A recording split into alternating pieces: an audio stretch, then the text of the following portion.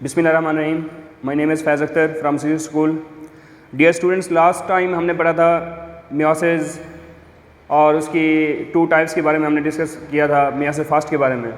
तो आज हमारा लेक्चर है मियोसिस सेकंड। आज हमने मियोसिस सेकंड की बात करनी है। जैसे हमारे पास मियोसिस फर्स्ट और माइटोसिस के इंटरगेनेसिस की बात हमने की थी, तो इस तरह मियोसिस जो सेकंड होता है इसका भी इंटरगेनेसिस होता है।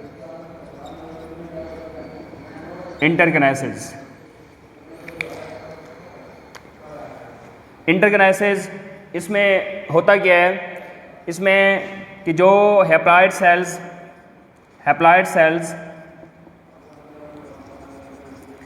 मियोसिस फर्स्ट से आ रहे होती हैं हैप्लॉइड सेल्स, तो वो इंटरगेनेसिस के अंदर इंटर हो जाती हैं और इससे जो है ना कि मज़ीद जो है ना कि सेल्स बनना शुरू हो जाती हैं, मज़ीद डॉटर सेल्स।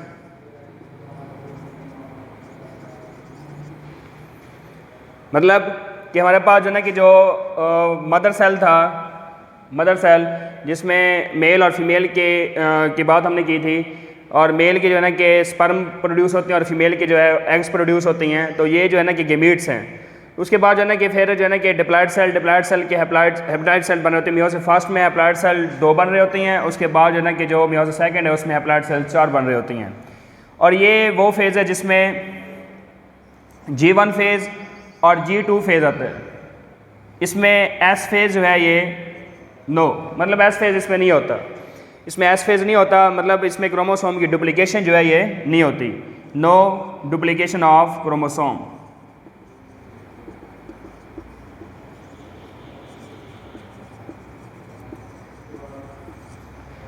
इसमें क्रोमोसोम की डुप्लीकेशन नहीं होती। इसमें सिर्फ G1 और G2 फेज़ ही आते हैं, इसमें S फेज़ नहीं होता। फिर उसके बाद मियोसिस सेकंड जो है, इसके आगे डिफरेंट किस्म के फेजेस हैं। फेजेस जैसे हमने मियोसिस फर्स्ट के फेजेस पढ़े थे, तो इस तरह मियोसिस सेकंड के भी हैं। प्रोफेज सेकंड, उसके बाद metaphase second, third anaphase second, और उसके बाद टीलोफेज सेकंड। तो ये हमने डिस्कस करने हैं prophase second, metaphase second, anaphase second और टीलोफेज सेकंड।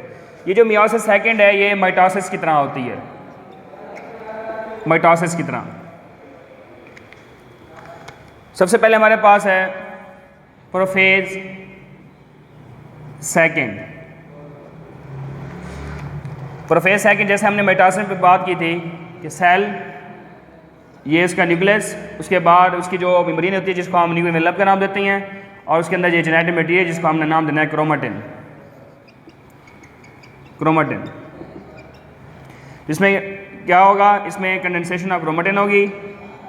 जैसे हमने माइटोसिस में बात की थी, कंडेंसेशन ऑफ क्रोमेटिन। उसके बाद डिसअपीयर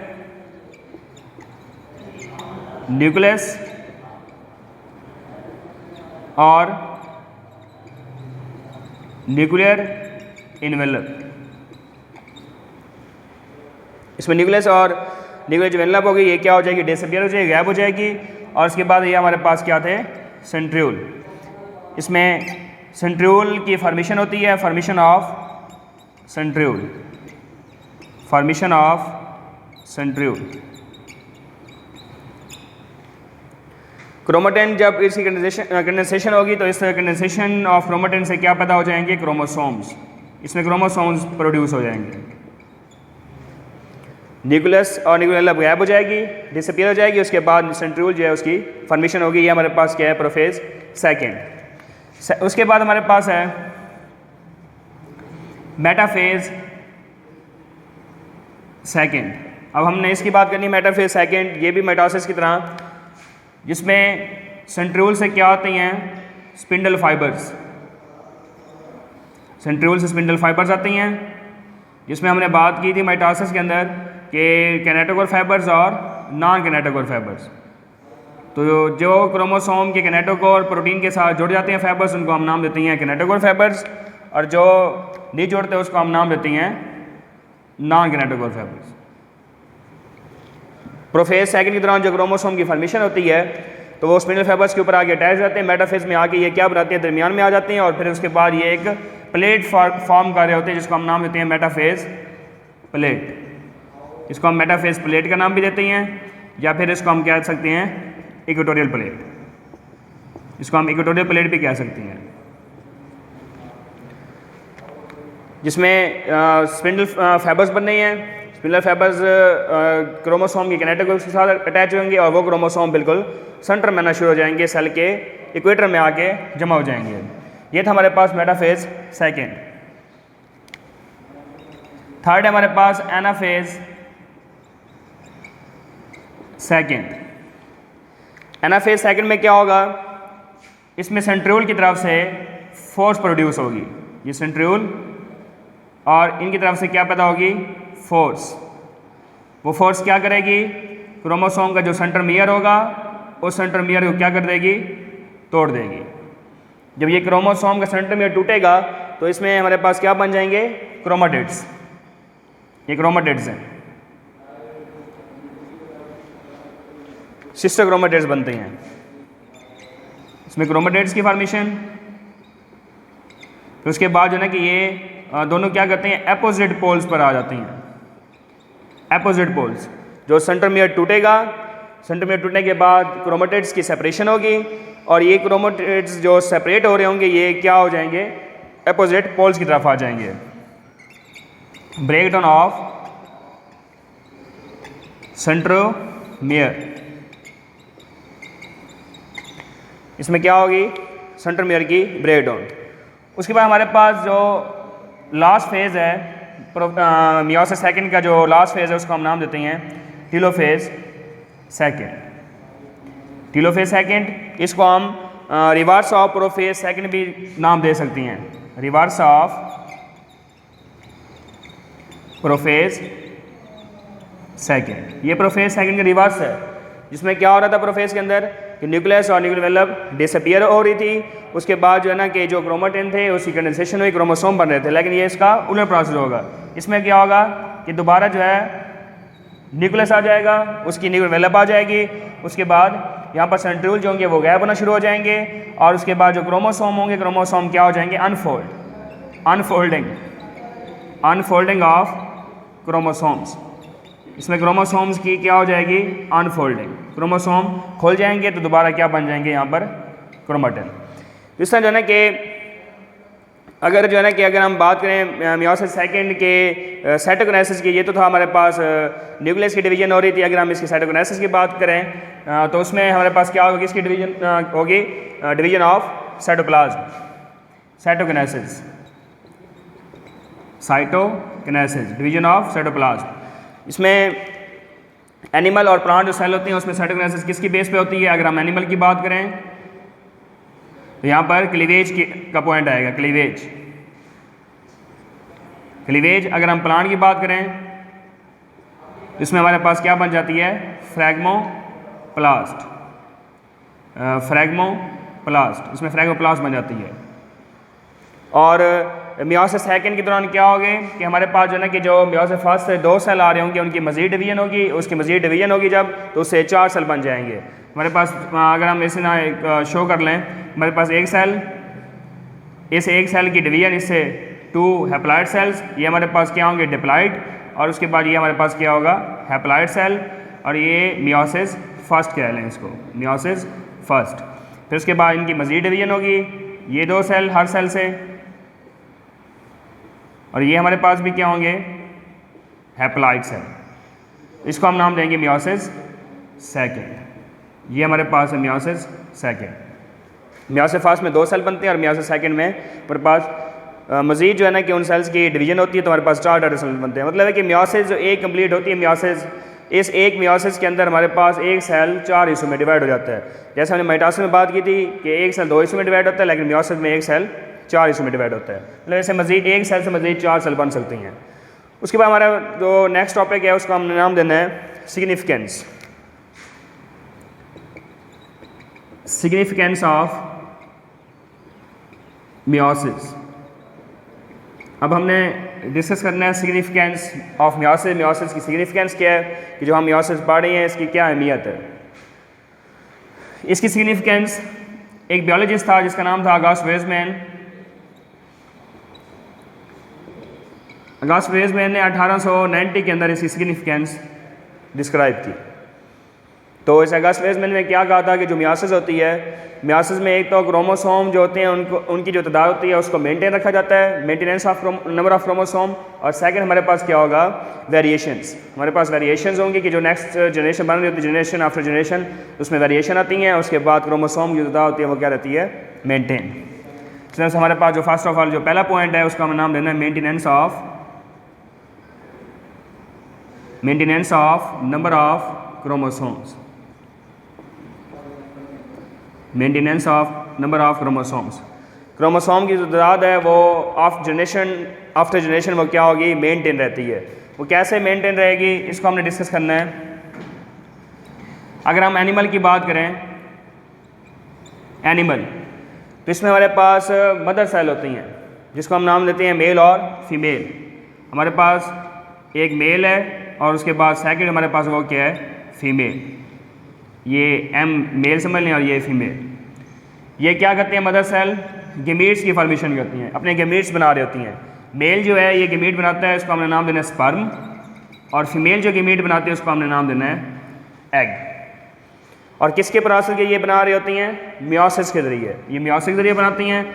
उसके बाद इस स्पर्म और एग की आपस में क्या होती है, फ्यूजन होती है, जिससे हमारे पास क्या बन जाता है, ज़ाइगोट। ज़ाइगोट आगे जो है ना कि क्या करता है, माइटोसिस करता है। उस ज़ाइगोट से न्यू ऑर्गेनिज्म बन रहा होता है। ये माइटोसिस करेगा और माइटोसिस के ज़रिए ये न्यू ऑर्गेनिज्म में कन्वर्ट हो जाएगा। ये तो था हमारे पास एनिमल के अंदर कि एनिमल में कैसे नंबर ऑफ क्रोमोसोम जो है ना मेंटेन रहती हैं। तो मेल जो है इसके होते हैं 46 क्रोमोसोम, फीमेल जो होती है इसके भी 46 क्रोमोसोम। जब इनकी गेमीट्स बनती हैं तो ये रिड्यूस हो जाती हैं नंबर ऑफ क्रोमोसोम। यहाँ पर 23 मेल से आएंगे, 23 फीमेल से आएंगे, तो इनकी आपस में फ्यूजन होगी। हमारे पास जो ज़ाइगोट बनेगा उसमें 46 क्रोमोसोम होंगे। मतलब जो पेरेंट्स हैं उनके भी 46 क्रोमोसोम, उससे जो न्यू ऑर्गेनिज्म या बेबी बन रहा है तो उससे भी उसके पास भी कितने क्रोमोसोम होंगे, 46 क्रोमोसोम होंगे। इसको हम नाम देना है maintenance of number of chromosome.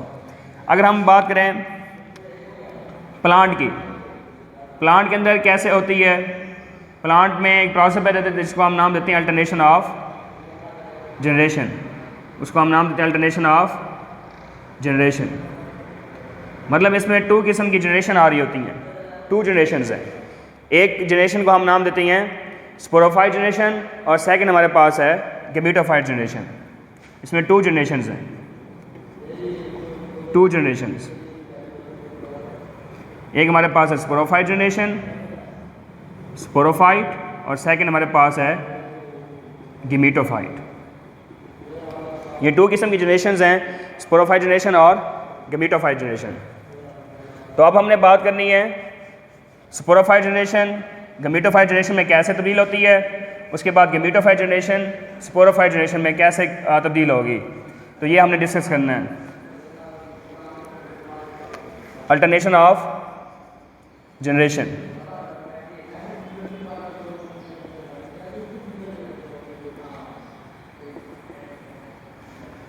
इसकी प्रॉपर डेफिनेशन क्या बनेगी, the formation of sporophyte to gametophyte and gametophyte to sporophyte.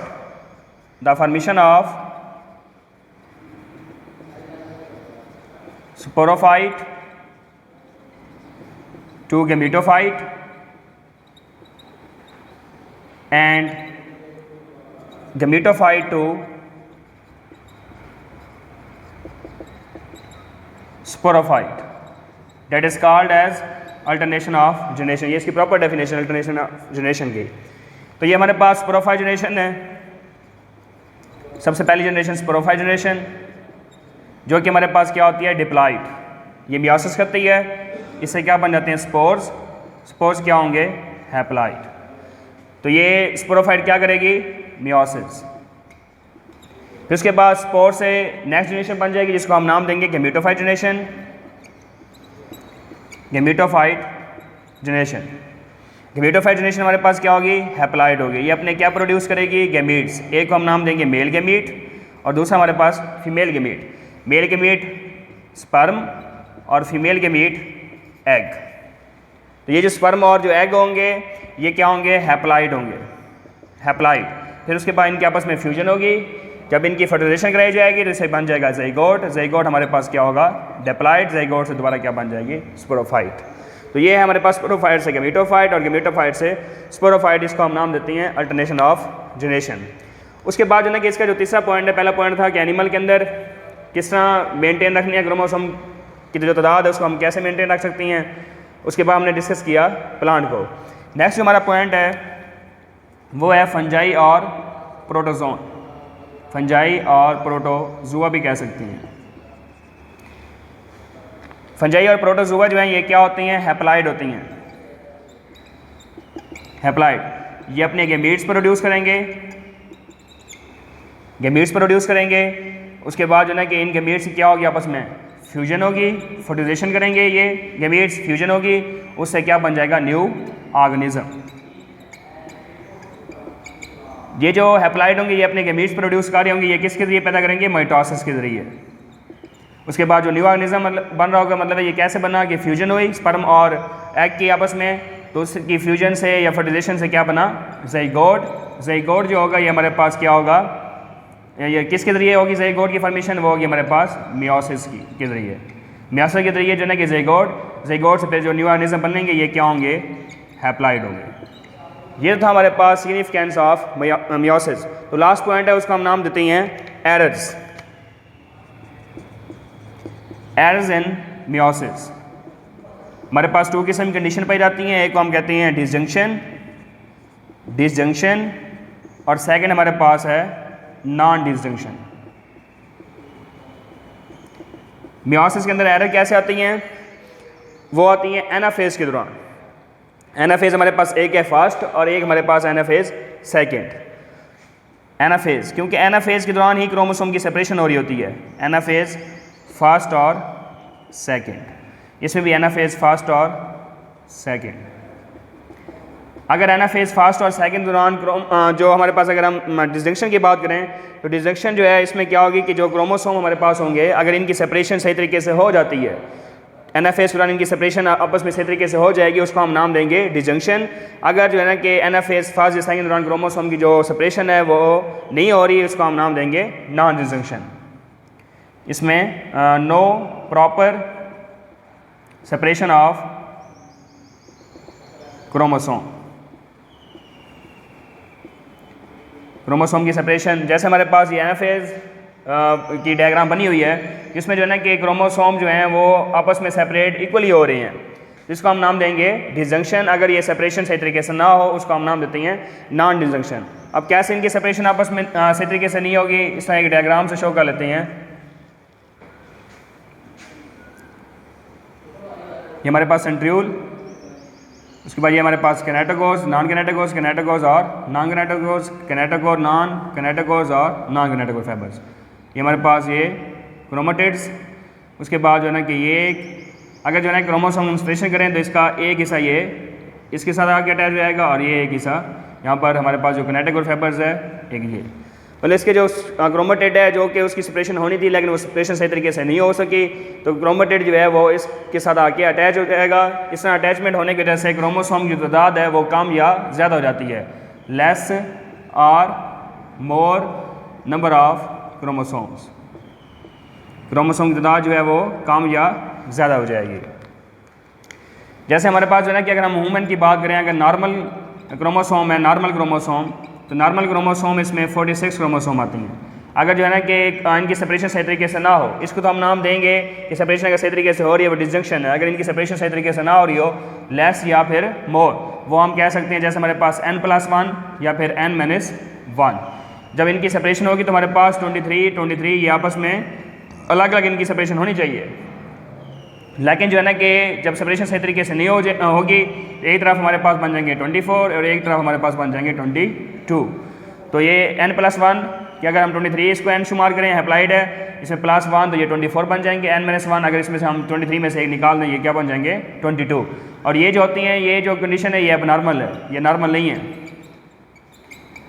इसमें क्रोमोसोम की जो सेपरेशन है वो सही तरीके से नहीं हो रही, इसको हम नाम देते हैं नॉन ट्रांजैक्शन। जब ये लेस या मोर बन जाएंगे इसको हम नाम दे सकते हैं जैसे 45 क्रोमोसोम या 47 क्रोमोसोम, ये हमारे पास क्या हो जाएंगे नॉन ट्रांजैक्शन। अगर इनकी सेपरेशन सही तरीके से हो जाए तो हमारे पास जो नॉर्मल होती हैं वुमेन के अंदर क्रोमोसोम वो होते हैं 46, और इनकी सेपरेशन सही तरीके से अगर हो जाए 23 इनके गेमीट्स बन रहे होते हैं, इनकी सेपरेशन हो रही होती है सही तरीके से। लेकिन अगर इनकी सेपरेशन सही तरीके से ना हो, क्रोमोसोम कम या ज़्यादा हो जाती हैं। तो ये आज का हमारा टॉपिक था मियोसिस सेकंड के बारे में। हमने मियोसिस सेकंड डिस्कस किया। मियोसिस सेकंड की हमने फेजेस की बात की, prophase second, metaphase second, anaphase second और टीलोफेज सेकंड। उसके बाद हमने मियोसिस की सिग्निफिकेंस की बात की कि इसकी डिस्कवरी किसने की, और इसके बाद इसमें नंबर ऑफ़ क्रोमोसोम कैसे मेंटेन रखते हैं। उसके बाद जो है कि हमारे पास जो नंबर ऑफ़ क्रोमोसोम है ये हमारे पास जो है कि क्या होती हैं, एनिमल्स के अंदर इनकी कैसे होती है नंबर ऑफ क्रोमोसोम की मेंटेनेंस। उसके बाद जो है कि अल्टरनेशन ऑफ जनरेशन प्लांट के अंदर कैसे होती है, फंजाई और प्रोटोजोआ के अंदर कैसे होती है। ये तो हमारे पास maintenance of number of chromosome.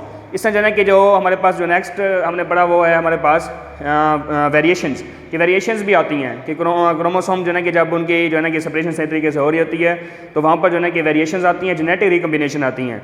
तो जो न्यू ऑर्गेनिज्म बन रहे होते हैं, जनरेशन आफ्टर जनरेशन जो चल रही होती है वो अपने पेरेंट्स से बिल्कुल क्या होती हैं, डिफरेंट होती हैं। अगर हम माइटोसिस की बात करें तो उसमें क्या होते हैं, बिल्कुल सेम होते हैं जो न्यू ऑर्गेनिज्म बन रहे होते हैं। लेकिन जो मियोसिस है इसमें न्यू ऑर्गेनिज्म जो बन रहे होते हैं वो उनके अंदर क्या होती हैं, वेरिएशंस आती हैं, तो वो अपने पेरेंट सेल से क्या होती हैं, डिफरेंट होती हैं। उसके बाद जो है कि हमारे पास एरेंजमियोसिस में हमने बात की डिजंक्शन और नॉन डिजंक्शन के। डिजंक्शन क्या होता है, क्रोमोसोम की सेपरेशन अगर सही तरीके से हो रही है एनाफेज के दौरान तो उसको हम कहते हैं डिजंक्शन। जैसे हमारे पास जो है कि 46 क्रोमोसोम ये नॉर्मल होती हैं।